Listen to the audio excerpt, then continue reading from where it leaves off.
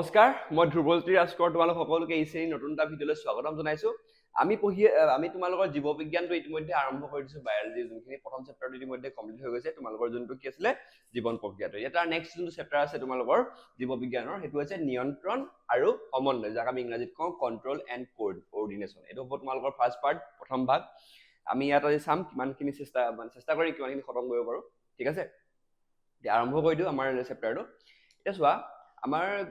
চাৰিওফালে কিছুমান প্ৰতিদিনে কিছুমান বহুত হালহলনি হৈ থাকে গম পাইছে নাই বহুত হালহলনি হৈ থাকে যেন ধৰে তোমালোকৰ হেৰি হোৱা কি বুলি কয় কিবা এটা উষ্ণতা বাঢ়ি যোৱা গৰম হোৱা ঠাণ্ডা হোৱা ইত্যাদি গম পাইছা এইবিলাক সকলোকে আমি কি বুলি কওঁ ইয়াত উদ্দীপক বুলি কওঁ যাক আমি ইংৰাজীত ষ্টিমুলাই বুলি কওঁ গম পাইছা তেনেদৰে কিবা আৰু এইবিলাকক মানে তোমালোকে ৰেসপন্স কৰিবলৈ আমাৰ শৰীৰটোৱে কিছুমান নিয়ন্ত্ৰণ আৰু সমন্বয় বজাই ৰাখে গম পাইছা এইবিলাকৰ কথাই আমি পঢ়িম এতিয়া এই চেপ্টাৰটোত হ'ব যেনে ধৰণে আমি যেতিয়া গৰম বস্তু এটা চুই দিওঁ বা আমাৰ ঠাণ্ডা লাগে এটা কি হাতখন প্ৰায় দিওঁ গৰম বস্তু যদি আমি হাতখন থৈ দিওঁ নহয় জানো ঠাণ্ডা লাগে আমি জেকেটটো পিন্ধি লওঁ এইবিলাক কি হৈছে এটা ষ্টিমুলাই এটা উদ্দীপক এইবিলাকৰ কাৰণে মানে তোমালোকৰ এইবিলাকৰ বিভিন্ন ধৰণৰ তোমালোকৰ তাপ বা উষ্ণতাৰ পৰিৱৰ্তন এইবিলাক সহিবলৈ মানে সহ্য কৰিবলৈ আমাৰ শৰীৰটোৱে কিছুমান মানে তোমালোকৰ নিয়ন্ত্ৰণ আৰু সমন্বয় বজাই ৰাখে গম পাইছা এইবিলাকৰ কথা আমি এই চেপ্টাৰটোত পঢ়িম হ'ব আৰম্ভ কৰি দিও এটা চোৱা শৰীৰক বচাই ৰাখিবলৈ কিছুমান চলন দ্ৰুতগতিত হয় মানে শৰীৰটো আমাৰ বচাই ৰাখিবলৈ কিছুমান চলন মানে কিছুমান প্ৰক্ৰিয়াবিলাক আমাৰ শৰীৰত দ্ৰুতগতিত হৈ থাকে গম পাইছা যেতিয়া তোমালোকে কিবা গৰম বস্তু এটা চুবা তেতিয়া তোমালোকে যদি গৰম বস্তুটো চুইয়ে থাকা তোমালোকে গমেই নোপোৱা বস্তুটো গৰম হয় বুলি তেতিয়া কি হ'ব তোমাৰ হাতখন জ্বলি যাব সেই হাতখন জ্বলাৰ পৰা বচাবলৈ আমাৰ শৰীৰটোৱে কিছুমান চলন ক্ৰিয়া কৰে কিছুমান প্ৰক্ৰিয়া কৰে আমি সেই বস্তুটো যে সেই গৰম বস্তুটো গৰম বুলি যোনটো বাৰ্তা সেই বাৰ্তাটো আমাক জনাবলৈ আমাৰ মগজুৱে জানিলেতো আমি গম পাম নহয় জানো এইবিলাক বস্তু জানিবলৈ কিমান চলন প্ৰক্ৰিয়া দ্ৰুতগতিত হৈ থাকে গম পাইছা তাৰ উদাহৰণ হৈছে চকুত হঠাতে উজ্জ্বল পোহৰ পৰিলে চকু জাপ খাই যোৱা গম পাইছা এইটো আৰু এটা আছে গৰম বস্তুত হাত লাগিলে হাতখন লগে লগে কুচাই অনা সেইবোৰ পৰিৱেশৰ পৰিৱৰ্তনক প্ৰতি এক তাৎক্ষণিক সঁহাৰি মানে এটা মানে লগালগ মানে তাৎক্ষণিকভাৱে তোমাৰ কি হয় এইবিলাক সঁহাৰি জনাই কোনে আমাৰ শৰীৰটোৱে গম পাইছা এইবিলাক এটা কি হয় তোমালোকৰ প্ৰক্ৰিয়া আমাৰ শৰীৰত এটা তোমালোকৰ চলন প্ৰক্ৰিয়া ঠিক আছে এটা নিয়ন্ত্ৰিত চলন মানে কি চোৱা আমাৰ যোনটো শৰীৰ থাকে পৰিৱেশ পৰিৱেশ সাপেক্ষে আমাৰ চলনবোৰ সুচাৰুৰূপে পৰিচালিত বা কন্ট্ৰোল কৰাকে কি বুলি কয় নিয়ন্ত্ৰিত চলন বুলি কয় গম পাইছা এটা নিয়ন্ত্ৰিত চলন প্ৰক্ৰিয়াত মানে আমাৰ শৰীৰটো চলি থাকে তাৰে উদাহৰণটো চোৱা শ্ৰেণী কথা যেতিয়া আমি চিঞৰি কথা পাতো কথাৰ সলনি ফুচফুচাই যেতিয়া কথা পাতো এটা কি আছে নিয়ন্ত্ৰিত চলন বুজিছা এতিয়া তোমালোকৰ টিচাৰে কথা পঢ়াই থাকে তোমালোকৰ লগৰ লগত কথা পাতি থাকা নাই তোমালোকে তোমালোকে থৰি নাই একদম পুৰা হেৰিকে পতা তোমালোকে মানে কি বুলি কয় জোৰকে চিঞৰি পতা নাপাতা না ফুচফুচাই পতা চোৱাই তাৰ পিঠিত এইটো লাগি আছে এনেকে কোৱা নাই বস্তুবিলাক কোৱা নাই এইবিলাক কি আছে তোমালোকৰ নিয়ন্ত্ৰিত চালন তোমালোকে গম পাইছা তোমালোকৰ মগজুটোৱে গম পাইছে যে এতিয়া ক্লাছত টিচাৰ আছে ক্লাছত শিক্ষক আছে সেইকাৰণে আমি চিঞৰি কথা পাতিলে আমি গালি খাম বা আমি মাৰ খাম সেইটো কাৰণে কি হৈছে তোমালোকৰ শৰীৰটোক তোমালোকৰ মগজুৱে নিয়ন্ত্ৰণ কৰিছে যে তহঁতি মনে মনে কথা পাত সেইবিলাক কি হৈছে এটা নিয়ন্ত্ৰিত চালন বা কন্ট্ৰোল বুলি কওঁ ঠিক আছে পৰিচালিত এতিয়া সমন্বয়ৰ প্ৰয়োজনটো কি যোনটো আমাৰ নিয়ন্ত্ৰণটো কিয় প্ৰয়োজন সেইটো আমি চালো এতিয়া সমন্বয় মানে কি সমন্বয়টো কিয়নো ইমান প্ৰয়োজনীয় এতিয়া প্ৰতিটো পৰিৱেশৰ পৰিৱৰ্তনে আমাৰ দেহত একোটা চলন ক্ৰিয়া অনুভৱ জাগৃত কৰে যিটো সঠিকভাৱে পৰিচালনা কৰিব লাগে এই যোন চলন প্ৰক্ৰিয়াটো যে হ'ল সেইটো সঠিকভাৱে কি হ'ব লাগিব আমাৰ পৰিচালিত হ'ব লাগিব পৰিচালিত নহ'লেতো নহ'ব য'ত যদি যিটি চলন হৈ যায় সেইবিলাকতো নহ'ব সেইবিলাক হ'লে নহ'ব এতিয়া মানে এই চলন প্ৰক্ৰিয়াটো ভালদৰে চলাবলৈ কি হ'ব লাগিব আমাৰ শৰীৰত কিছুমান সমন্বয় থাকিব লাগিব কিছুমান কন্ট্ৰোল থাকিব লাগিব কোঅৰ্ডিনেশ্যন থাকিব লাগিব হা এই কন্ট্ৰোলবিলাকক কি হ'ব লাগিব কোনোবাই কোঅৰ্ডিনেট কৰিব লাগিব এতিয়া কেনেদৰেনো কোঅৰ্ডিনেট কৰে সেইটো বস্তু আমি পিছত চাই আছো ঠিক আছে এতিয়া চোৱা আমাৰ শৰীৰত বহুমুখী জীৱদেহত এই নিয়ন্ত্ৰণ আৰু সমন্বয় ৰখাৰ বাবে অতি দক্ষ সম্পন্ন কিছুমান কলা আছে বিশেষ কলা মানে কি হৈছে টিস্যু মানে কিছুমান অংগ আছে যোনবিলাকৰ দ্বাৰা কি হৈ থাকে এই যোনটো কোঅৰ্ডিনেশ্যনটো এইটো সম্পূৰ্ণভাৱে চলি থাকে ঠিক আছে এতিয়া আমি মেইন এইটো আছে তোমালোকৰ ইন্ট্ৰডাকচন আছিলে এতিয়া মেইন আমাৰ যোনটো চেপ্টাৰটো তাত সোমাই যাওঁ এতিয়া ঠিক আছে লেটস গো এটা প্ৰথমটো হৈছে প্ৰাণীৰ স্নায়ুতন্ত্ৰ এনিমেলছ নাৰ্ভাছ সিস্টেম এই নাৰ্ভাছ সিস্টেম যোনটো আমাৰ স্নায়ুতন্ত্ৰ এটোৱে সবতছে মেইন বস্তু গম পাইছা ইয়ে আমাৰ সকলো নিয়ন্ত্ৰণ আৰু সমন্বয়বিলাক বজাই ৰখাত সহায় কৰে তে স্নায়ু কলা তাক আমি ইংৰাজীত কি বুলি কওঁ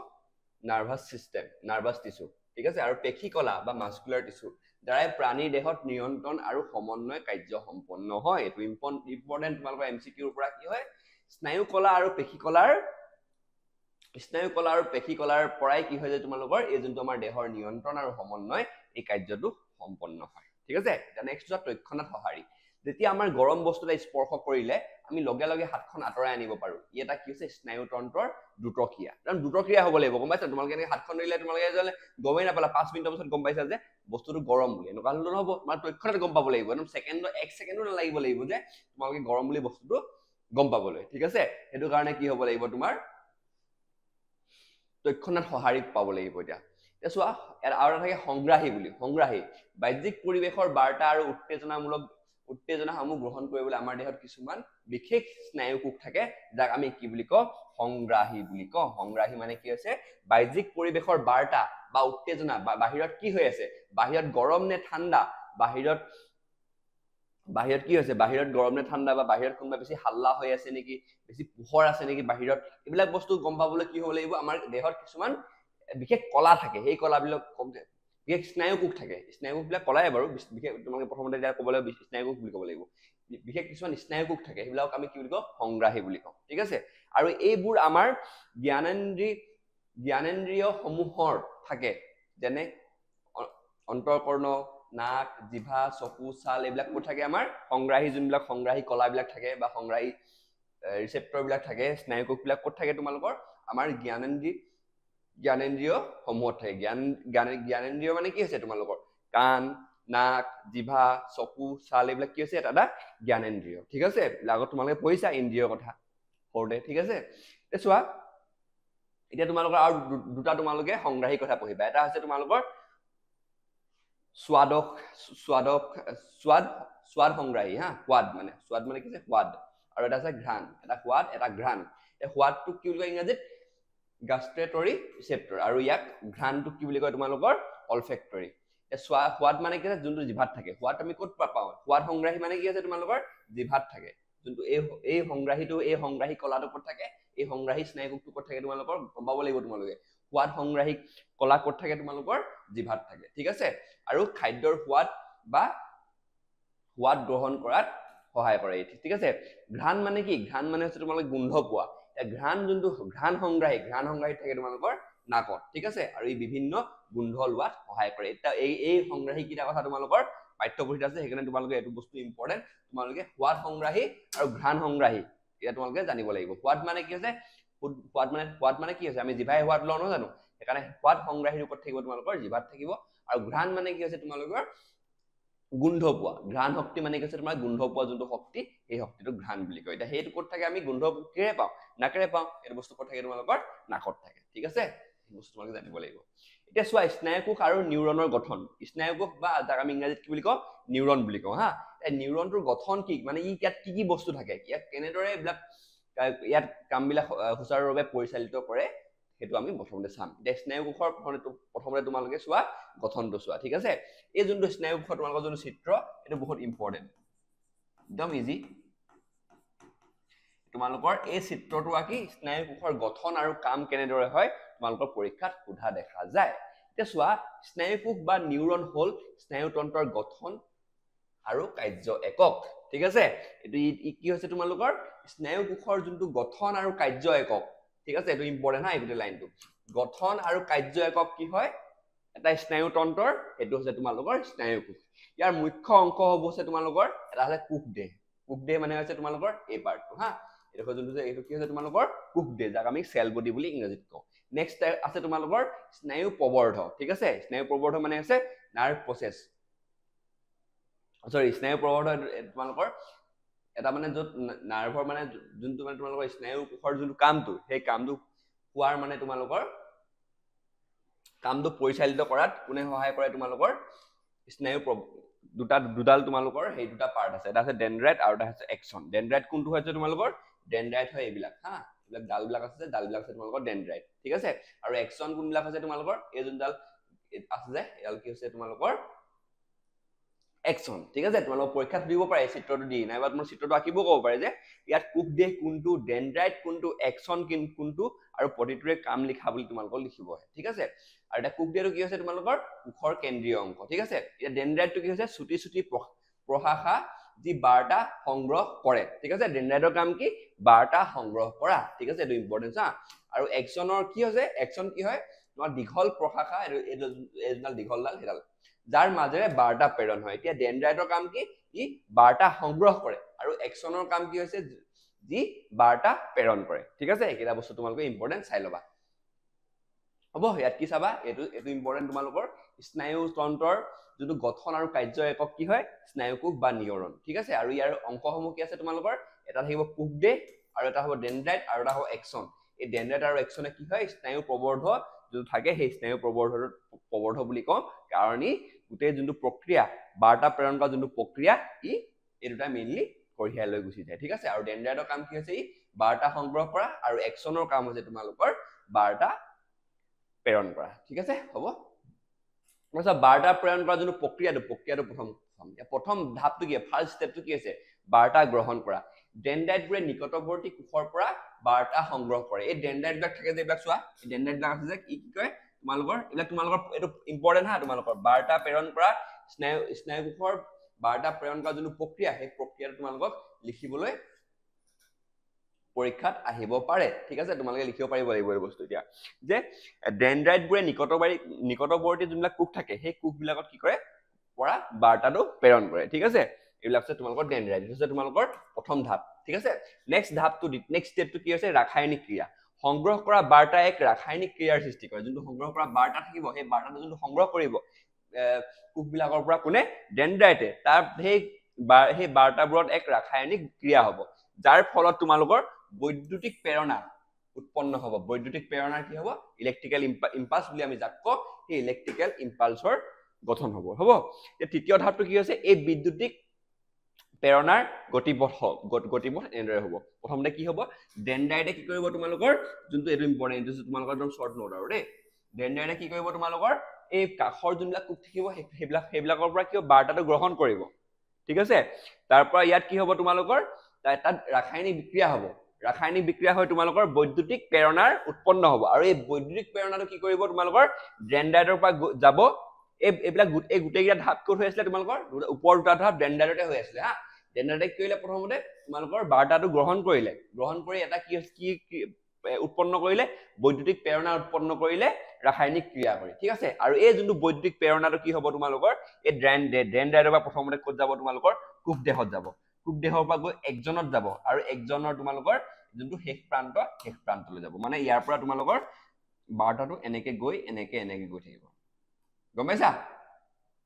এই বস্তু ইম্পৰ্টেন্ট তোমালোকে লিখি ল'বা হা এনেকা নোটছ তোমালোকক কোনেও নিদিয়ে ঠিক আছে যদি ভাল পাইছা নোটছখিনি তোমালোকে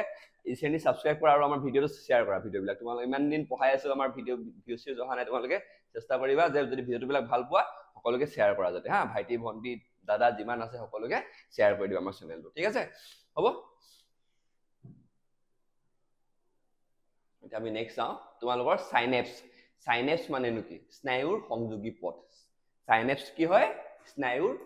সংযোগী পথ এতিয়া সাইনেপছ কি হয় এটা স্নায়ু কোষৰ এক্সনৰ শেষ প্ৰান্ত আৰু তাৰ পিছত স্নায়ু কোষৰ ডেনড্ৰাইটৰ মাজৰ এটা খালী ঠাই বা সংযোগস্থলক আমি সাইনেপছ বুলি কওঁ চোৱা এডাল চোৱা কি আছে তোমালোকৰ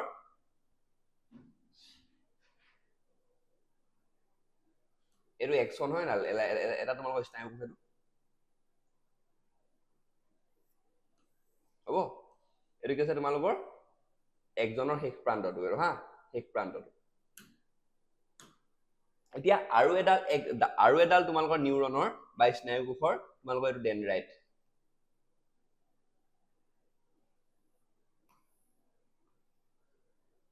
ঠিক আছে এইটো সেল কোষ এইফালে এক্সন আছে ঠিক আছে এই যোনটো মাজৰ এইটো কি আছে তোমালোকৰ এটা নতুন নিউৰন হা এইটো নিউৰন আৰু এটা আছে তোমালোকৰ এইটো শেষ প্ৰান্তটো আৰু এইটো তোমালোকৰ এক্সন মানে এইটো বেলেগ এটা তোমালোকৰ স্নায়ু কোষ এটা বেলেগ এটা স্নায়ু কোষ এই স্নায়ু কোষ দুটাৰ মাজৰ যোনটো অংশ সেই মাজৰ অংশটোক আমি কি বুলি কওঁ আমি কওঁ সাইনেপস বুলি হেতুৱে কৈছে যে এটা স্নায়ু কোষৰ একজনৰ শেষ প্ৰান্ত এটো কি হৈছে তোমালোকৰ একজনৰ শেষ প্ৰান্ত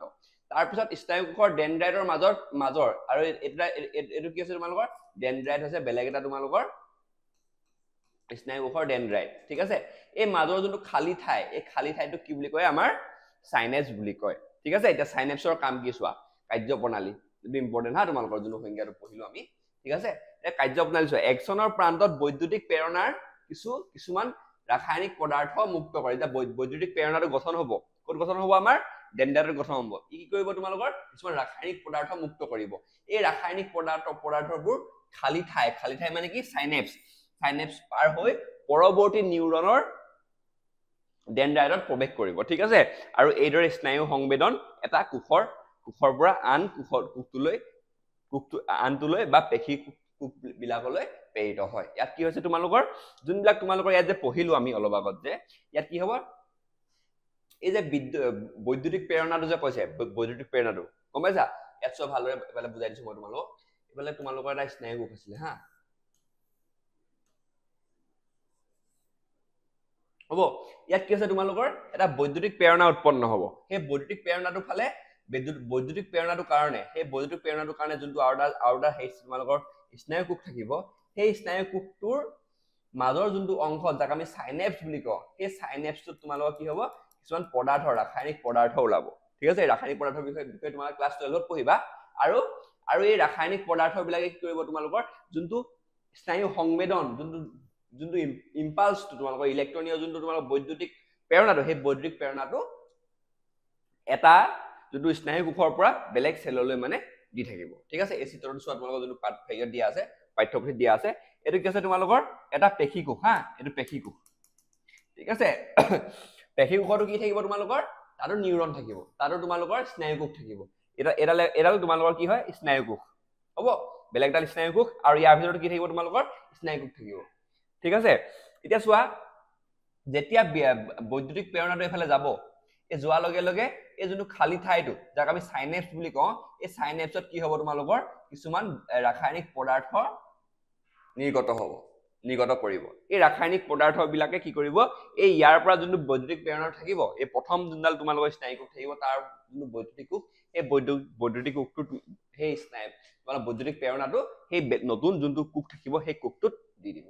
গম পাইছা এনেদৰে কি হয় তোমালোকৰ যোনবিলাক আমাৰ বাৰ্তা সেই বাৰ্তাবিলাক প্ৰেৰণ হয় বৈদ্যুতিক প্ৰেৰণাৰ যোগেদি ঠিক আছে এতিয়া চোৱা বাৰ্তা লাভ কৰা অংশ কি হয় আমাৰ এতিয়া শৰ্ট লাষ্টত মানে সামাৰি আৰু বাৰ্তা লাভ কৰা অংশ কি হৈছে আমাৰ ডেনড্ৰাইট ঠিক আছে আৰু কি আছে তোমালোকৰ যোনটো বাৰ্তা বৈদ্যুতিক প্ৰেৰণ কৰা অংশ কি আছে তোমালোকৰ একজন আৰু ৰাসায়নিক বেদনলৈ পৰিৱৰ্তন হোৱা স্থানটো কি আছে একচনৰ শেষ প্ৰান্ত বা সাইনেপস এটো সাইনেপস হা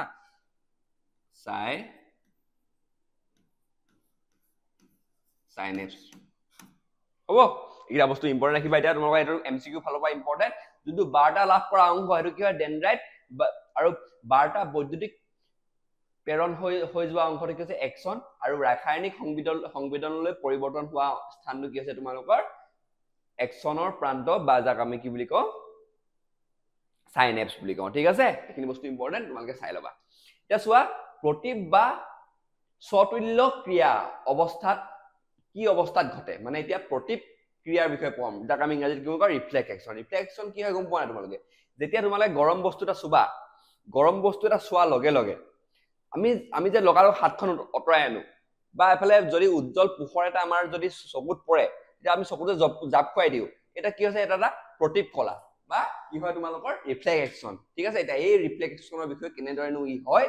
আমাৰ মগজুৰ দ্বাৰাই হয় নে বেলেগ কিবা দ্বাৰা হয় এটো বস্তু চাম আৰু এটো বস্তু তোমালোকৰ এক্সাম পইণ্ট অফ ভিউ বা বহুত ইম্পৰ্টেন্ট ইয়াৰ পৰা প্ৰশ্ন আহে একদম ইজি টেনচন নলবা সব বুজাই আছো ঠিক আছে এতিয়া প্ৰতিপ কলা মানে কি চোৱা পৰিবেশৰ কোনো পৰিঘটনাৰ প্ৰতি আমাৰ শৰীৰে হঠাৎ আৰু একো নভৱাকৈ যি প্ৰতিক্ৰিয়া প্ৰকাশ কৰে তাকে আমি কি বুলি কওঁ প্ৰতিক্ৰিয়া বুলি কওঁ এতিয়া চোৱা যেতিয়া আমি গৰম বস্তুৰ হাতখন থৈ দিও ই গৰম বুলি একো নভৱাকৈ মানে কি হয় তোমালোকৰ হাতখন আমি অতৰাই নিও ঠিক আছে এটা কি আছে তোমালোকৰ এটা প্ৰতিক্ৰিয়া হৈছে ইয়াৰ বৈশিষ্ট্য কি আছে এই ক্ৰিয়া আমাৰ অজ্ঞাত হাৰে কি আছে আমাৰ আনকনসিয়াস অজ্ঞাত হাৰে কোনো পূৰ্ব চিন্তা নোহোৱাকৈ সংঘটিত হয় এইটো আছে ইয়াৰ বৈশিষ্ট্য আৰু ই এক স্বয়ংক্ৰিয় প্ৰক্ৰিয়া ঠিক আছে স্বয়ংক্ৰিয় প্ৰক্ৰিয়া মানে ই এটা অটোমেটিক প্ৰক্ৰিয়া মানে আমাৰ ইয়াত কোনো মানে তোমালোকৰ ব্ৰেইনৰ কোনো হেৰি নাই কাম নাই জাস্ট মানে এটা এই মানে অটোমেটিক আৰু আমাৰ বডি অটোমেটিক হৈ থাকে এটা উদাহৰণ কেইটামান আছে যে গৰম বস্তু স্পৰ্শ কৰিলে হাত লগে লগে আঁতৰাই অনা সুস্বাদু খাদ্য দেখিলে মুখত পানী বা লালতি ওলোৱা বা হঠাৎ কিবা বিপদ দেখিলে জপিয়াই দিয়া এইবিলাক কি আছে তোমালোকৰ এটা এটা প্ৰতিপ কলা ইয়াত চোৱা তোমালোকে প্ৰতিপ কলা কি আৰু প্ৰতিপ কলাৰ বৈশিষ্ট্য কি আৰু ইয়াৰ উদাহৰণ কি এইবিলাক বস্তু তোমালোকে নোটছখিনি তোমালোকে ডেছক্ৰিপশ্যন বক্সত পাই যাবা এনেকুৱা নোটছ কোনেও দিয়া নাই অকল ইছে এনেই দিয়া আছে ঠিক আছে গম পাইছা নাই সেইকাৰণে তোমালোকে নোটছখিনি ভালদৰে পঢ়িবা ৰিভিজন কৰিবলৈ বহুত ভাল নোটছ তোমালোকে এতিয়া বুজি নাই পোৱা চাগে যদি তোমালোকে পঢ়া নাই এবাৰ পঢ়ি যাবা এবাৰ চেপ্টাৰটো পঢ়িবা তাৰপৰা আমাৰ নোটছখিনি পঢ়বা ইছেনি নোটছখিনি গম পাইছা ইছেনি নোটছখিনি তোমালোকৰ বেষ্ট নোটছ পাবা চেষ্টা কৰিছো বেষ্ট নোটছ দিবলৈ এতিয়া গম পাইছা এতিয়া চোৱা চিন্তা ভাৱনাৰ সমস্যা দা প্ৰব্লেম উইথ কনচিয়াছ থট এতিয়া চিন্তা যেতিয়া আমি হেৰি কৰো আমি কিবা এটা বস্তু চিন্তা কৰো ই কি হয় যে তোমালোকৰ চিন্তাটো কৰিলে মানে তোমালোকৰ প্ৰথমতে মগজুলৈ পঠিয়াব বস্তু তাৰপিছত মগজুৱে সিদ্ধান্ত লৈ বস্তু এটা আমি কাম এটা কৰিম ঠিক আছে চিন্তা যদি কৰি থাকো যে আমি ভাবো যে আজি কি বুলি আজি পঢ়িব লাগিছিলে কিন্তু পঢ়িব মন যোৱা নাই ৰাতিকে পঢ়িম আৰু ন এইটো কি হৈছে তোমালোকৰ প্ৰথমতে ভাবিছা মগজুলৈ গৈছে মগজুলৈ যোৱাৰ পিছত কি হৈছে তোমালোকৰ মানে মগজুৱে দেৰি লগাইছে মানে বস্তু সিদ্ধান্তটো ল'বলৈ এই ৰাতি পঢ়িবনে নপঢ়ে ঠিক আছে এই যদি আমি গৰম বস্তু এটা যদি সেই চোৱা টাইমত যদি এনেকৈ যদি চুই থাকো গৰম বস্তুটো আমাৰ যদি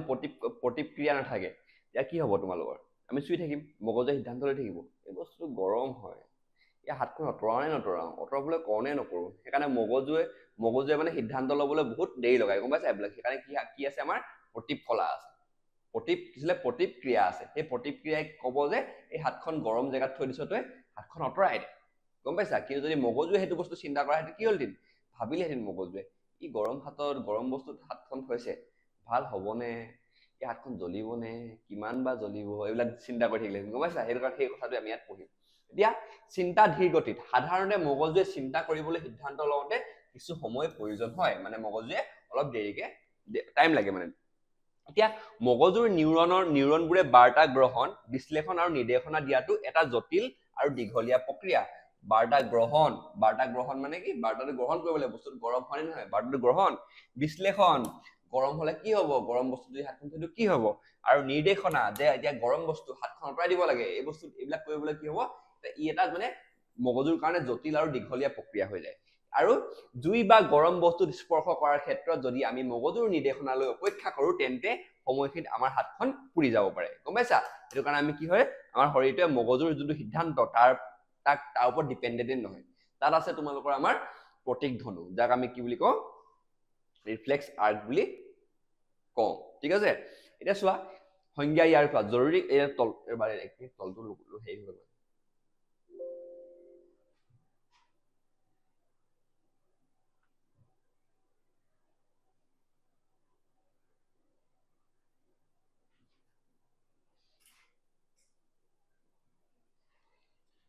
এতিয়া চোৱা প্ৰতিপ ধনু মানে কি জৰুৰীকালীন অৱস্থাত মগজুলৈ নোযোৱাকৈ স্নায়ু বাৰ্তা যি চমু পথেৰে গৈ তৎক্ষণাত সঁহাৰি জনায় সেই পথটোকে কি বুলি কওঁ আমি প্ৰতিপ ধনু বুলি কওঁ ঠিক আছে প্ৰতিপ ধনু আমি কাক কওঁ যে যোনটো বাৰ্তা মগজুলৈ নাযায় গম পাইছা জৰুৰীকালীন অৱস্থাত কি হ'ব সেই বাৰ্তাটো মগজুলৈ নাযায় মগজুলৈ নোযোৱাকৈ অকল স্নায়ু বাৰ্তা যি চমু পথেৰে গৈ তাৎক্ষণিক সঁহাৰি জনায় তাকে আমি কি বুলি কওঁ প্ৰতীক ধনু বুলি কওঁ এতিয়া আমি চিত্ৰটো চাওঁ ৰবা চিত্ৰ এটা দিয়া আছে এইটো চিত্ৰটো চোৱা ইয়াত কি হৈছে তোমালোকৰ গৰম বস্তু এটা চুইছে আমাৰ হাতখন চোৱাৰ লগে লগে বাৰ্তাটো গম পাইছে নাই এফালে গৈ মগজু পোৱাগৈ নাই আমাৰ ডাইৰেক্ট যোনটো আমাৰ স্নায়ু ৰঞ্জু আছে বা CNS চেন্ট্ৰেল নাৰ্ভাছ চিষ্টেম আছে স্নায়ু ৰঞ্জু আছে সেই ৰঞ্জুক নিৰ্দেশনা দিছে যে হাতখন অঁতৰাই দে বুলি ইয়াত মগজুলৈ যোৱাই নাই বাৰ্তাটো গম পাইছা নাই মগজুলৈ যোৱাই নাই বাৰ্তাটো মগজুলৈ গ'লে বহুতেই লাগিব না চিন্তাটো কৰিবলৈ সেইটো কাৰণে কি হৈছে মগজুলৈ যোৱাই নাই সেইটো কথাটো কৈছে যে জৰুৰীকালীন অৱস্থাত মগজুলৈ নোযোৱাকৈ স্নায়ু বাৰ্তা যি চমু পথেৰে গৈ তৎক্ষণাত সঁহাৰি জনায় সেই পথটোকে কি বুলি কয় প্ৰতিপ ধনু বা ৰিফ্লেক্স আৰ্ক বুলি কয় ইয়াৰ গঠনটো চোৱা ইয়াৰ তাপ বা বিষ অনুভৱ কৰা স্নায়ু বা যাক আমি কি বুলি কওঁ সেন্সৰি নাৰ্ভ বুলি কওঁ আৰু পেশী সঞ্চালনৰ কৰা স্নায়ু যাক আমি মটৰ নাৰ্ভ বুলি কওঁ পৰস্পৰ সংযোজিত হৈ থাকে ইয়াত কি হৈ যায় তোমালোকৰ দুটা স্নায়ু মেইনলি কাম কৰে এটা আছে অনুভৱ কৰা স্নায়ু যাক আমি সেন্সৰি নাৰ্ভ বুলি কওঁ আৰু এটা তোমালোকৰ সঞ্চালন কৰা স্নায়ু যাক আমি মটৰ নাৰ্ভ বুলি কওঁ মটৰ নাৰ্ভ বিলাকে কি বুলি কয় তোমালোকৰ যোনবিলাকে সঞ্চালন কৰা স্নায়ু যোনবিলাক স্নায়ু কোষ আছে সেইবিলাক কি কৰে তোমালোকৰ হাতখনকে লৰাব লাগে এইবিলাক কৰে এইবিলাক কাৰ কাম মটৰ নাৰ্ভৰ কাম গম পাইছে যে মানুহবিলাকে যেতিয়া পেৰালাইচিছ হৈ যায় যে হাতখন কাম নকৰা হৈ যায় ভৰিটো কাম নকৰা হৈ যায় সেইটো কি হৈ যায় তোমালোকৰ যিটো মটৰ নাৰ্ভ থাকে সেই মটৰ নাৰ্ভ কিডাল বিকল হৈ যায় বা বেয়া হৈ যায় গম পাইছা সেইকাৰণে মানুহ এজন পেৰালাইচিছ হৈ থাকে সেইটো হৈছে সেন্সৰি নাৰ্ভটো কি হৈছে মানে অনুভৱ কৰা এতিয়া হাতখন যে আমি গৰম বস্তু থলো এতিয়া অনুভৱ কৰিবলৈ যোনটো কোষ থাকিব যোনটো স্নায়ু কোষ থাকিব তাক আমি কি বুলি কওঁ সেন্সৰি নাৰ্ভ বা অনুভৱ কৰা স্নায়ু ইয়াৰ উদ্দেশ্য এটাই হ'ল যে চিন্তা কৰাতকৈ আগতেই কাৰ্য সমাধা কৰা আমি যদি এইটো যদি আমি এতিয়া আমাৰ মগজুলৈ এইটো বাৰ্তা পঠিয়ালোহেঁতেন কি হ'লহেঁতেন তেতিয়া এনেকুৱা হ'লহেঁতেন যে তোমালোকৰ চিন্তা কৰি থাকিলেহেঁতেন কিন্তু আমি চিন্তা নকৰাকৈ আমি কি কৰোঁ ইয়াত একশ্যনটো লৈ লওঁ গম পাইছা সেইটো কাৰ দ্বাৰা সফল হয় তোমালোকৰ আমাৰ যোনটো প্ৰতিধ্বনুৰ দ্বাৰা সফল হয় এইটো বস্তু আৰু প্ৰতিধ্বনুৰ মেইনলি দুটা তোমালোকৰ স্নায়ু থাকে এটা অনুভৱ কৰা স্নায়ু আৰু এটা পেশী সঞ্চালন কৰা স্নায়ু ঠিক আছে এতিয়া চোৱা ক্ৰিয়াৰ স্থান আৰু স্নায়ু ৰঞ্জু মানে কি আছে তোমালোকৰ central nervous system roll of cord spinal cord ঠিক আছে এতিয়া চোৱা সংযোগস্থল প্ৰতিধ্বনুৰ সংযোগ মগজুৰ সলনি ক'ত হয় তোমালোকৰ স্নায়ু ৰঞ্জু মানে স্পাইনেল কৰ্ড বা আমি কি বুলি কওঁ CNS বুলি কওঁ চেন্ট্ৰেল নাৰ্ভাছ চিষ্টেম ঠিক আছে ইয়াত হয় স্নায়ু ৰঞ্জুত হয় ঠিক আছে ক'ত হয় তোমালোকৰ এতিয়া যোনটো তোমালোকৰ প্ৰতিধ্বনু তাৰ সংযোগটো ক'ত হয় স্নায়ু ৰঞ্জু হয় স্নায়ু ৰঞ্জুৱে ডিসাইড কৰে যে হাতখন অতৰাব লাগে নে অতৰাব নালাগে আমাৰ মগজুৱে ডিসাইড নকৰে গম পাইছা ৰিফ্লেক্স আৰ্কত এতিয়া চোৱা দেহৰ বিভিন্ন অংশৰ পৰা অহা স্নায়ুৱে য'ত লগ লাগি স্নায়ু ৰঞ্জু গঠন কৰে তাকে এই ধনুৰ গঠন হয় য'ত আমি বিভিন্ন ধৰণৰ স্নায়ু আহি পেনি ক'ত লগ লাগিব য'ত মানে এতিয়া স্নায়ু ৰঞ্জু কেনেদৰে গঠন হয় গম পাইছা তোমালোকে বিভিন্ন গোটেই শৰীৰৰ যিমানখিনি স্নায়ু আছে এটা জেগাত আহি লগ হয় তাকে আমি কি বুলি কওঁ স্নায়ু ৰঞ্জু বুলি কওঁ আৰু এই স্নায়ু ৰঞ্জুতে কি হয় তোমালোকৰ এই ধনুৰ গঠন হয় যোনটো আমাৰ কি ধনু আছিলে তোমালোকৰ এইটো প্ৰতিধ্বনু এতিয়া মগজুৰ ভূমিকা কি যদিও এইটো ইম্পৰ্টেণ্ট হা প্ৰতিধ্বনুত মগজুৰ ভূমিকা কি হয় তোমালোকে জানিব লাগিব যদিও প্ৰতিক্ৰিয়াত স্নায়ু ৰঞ্জুৰ পৰা পৰিচালিত হয় তথাপিও এই বাৰ্তাৰ পাছত মগজুলৈ প্ৰেৰণ হয় যাৰ বাবে আমি হাত আঁতৰোৱাৰ পিছতহে বিষ অনুভৱ কৰোঁ দেখিছা এতিয়া আমি মগজুলৈ ৱেইট কৰি থকা কি হ'ল আমাৰ বিষটো মানে আমি হাতখন পুৰি গ'লহেঁতেন গৰম বস্তু চোৱাৰ লগে লগে কিন্তু ইয়াত কি হয় ইয়াত তোমালোকৰ যোনটো স্নায়ু ৰঞ্জু আছে স্নায়ু ৰঞ্জুৱে হাতখন অঁতৰাই দিয়ে সেই অঁতৰাই দিয়াৰ পিছত যে পুৰিলে হাতখন জ্বলি আছে হাতখন বিষাইছে এইটো আমি যে অনুভৱ কৰোঁ এইটো মগজুৰ কাৰণে মানে অনুভৱ কৰোঁ গম পাইছা এই পিছৰ যোনটো মানে স্নায়ু ৰঞ্জুৱে ক'ব হাতখন অঁতৰাই দে তই গৰম বস্তু চুই আছ স্নায়ু ৰঞ্জুৱে ক'ব গৰম তই হাতখন অঁতৰা জলদি অঁতৰাই দিব অলপ যে বিষটো অনুভৱ হ'ব সেই বিষটো অনুভৱ কাৰ কাৰণে হ'ব আমাৰ মগজুৰ কাৰণে হ'ব গম পাইছা যদি আমাৰ মগজুত নাথাকিলেহেঁতেন তেতিয়াহ'লে সেই বিষটো অনুভৱ নহ'ল গম পাইছা এইটো হৈছে তোমালোকৰ স্নায়ু মগজুৰ ভূমিকা যদিও প্ৰতিক্ৰিয়া স্নায়ু ৰঞ্জুৰ দ্বাৰা পৰিচালিত হয় তথাপিও এই বাৰ্তাবোৰৰ পাছত মগজুলৈ প্ৰেৰণ হয় গম পাইছা এই বাৰ্তাবোৰ কি হ'ব তোমালোকৰ মগজুলৈ প্ৰেৰণ হ'ব যাৰ বাবে আমি হাত আঁতৰোৱাৰ পাছতহে বিষ অনুভৱ কৰোঁ এতিয়া নেক্সট চোৱা প্ৰয়োজনীয়তা আৰু বিৱৰ্তন এতিয়া এই যোনটো আমাৰ পঢ়িলো যে ৰিফ্লেক্স আৰ্ক বা তোমালোকৰ প্ৰতিধ্বনুৰ মানে কি প্ৰয়োজনীয়তা আৰু বিৱৰ্তনটো কি হয় এতিয়া চোৱা বিৱৰ্তন মানে হৈছে তোমালোকৰ ইভলিউচন হা এতিয়া প্ৰাণীৰ বাবে অপৰিহাৰ্য যিবোৰ প্ৰাণীয়ে মগজুৰ চিন্তা শক্তি খৰতকীয়া হয় তেওঁলোকে এই ব্যৱস্থাৰ অতি জৰুৰী